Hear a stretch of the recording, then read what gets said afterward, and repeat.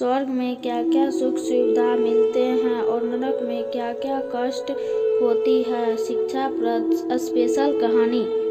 एक समय की बात है, एक गांव में एक नेक व्यक्ति रहता था। वह हमेशा स्वर्ग और नरक के बारे में बताया करता था कि स्वर्ग में बहुत सुख सुविधा है तथा नरक में बहुत दुख है। एक दिन नेक व्यक्ति भगवान से मिला।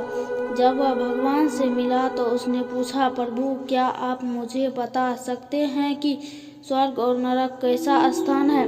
भगवान ने मन ही मन मुस्कुराए और उसे स्वर्ग और के सामने ले गए। वहाँ दोनों स्वर्ग और नरक के सामने खड़े हो गए थे।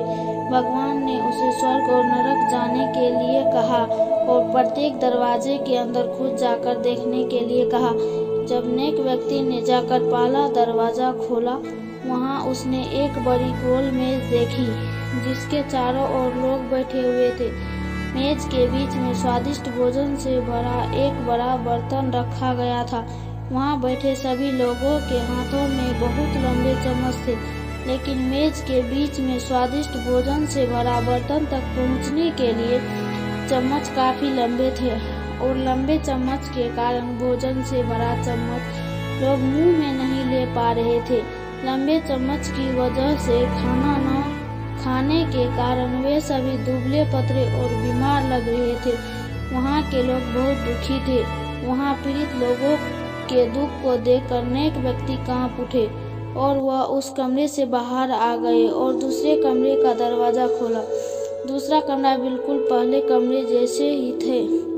बड़ी गोल मेज और उनके बीच में एक स्वादिष्ट भोजन से भरा बर्तन था। वहाँ बैठे सभी लोगों के हाथों में लंबे लंबे चम्मच थे, लेकिन यहाँ के लोग स्वस्थ थे। वे एक दूसरे से बातें कर रहे थे और खाना खा रहे थे। नेक व्यक्ति यह देखकर प्रसन्न हुआ और उस कमरे से बाहर आ गया।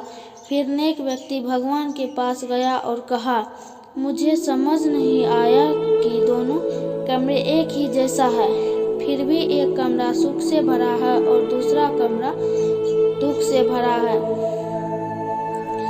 भगवान ने उसे समझाया, आपने देखा लंबे चम्मच दूसरे को खिलाने के लिए ठीक ठाक है, लेकिन खुद को खिलाने के लिए ठीक नहीं है। आप जिस कमरे में पहले गए थे वह नर्क था। वहाँ के लोग लालची और केवल अपने बारे में सोचते हैं, दूसरे की मदद करना नहीं चाहते, जिसके कारण वे अपना पेट नहीं भर पा रहे हैं और दुख झेल रहे हैं। और दूसरा कमरा स्वर्ग था।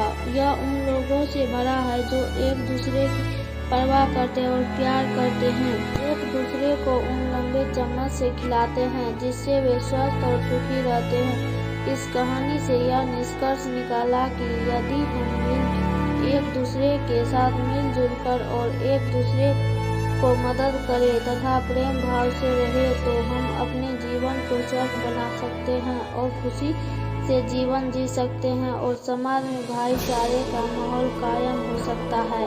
तो प्रिय दर्शकों, वीडियो अच्छा लगे तो वीडियो को एक लाइक कर दीजिए, चैनल को सब्सक्राइब कर लीजिए और अपने दोस्तों में शेयर कर लीजिए।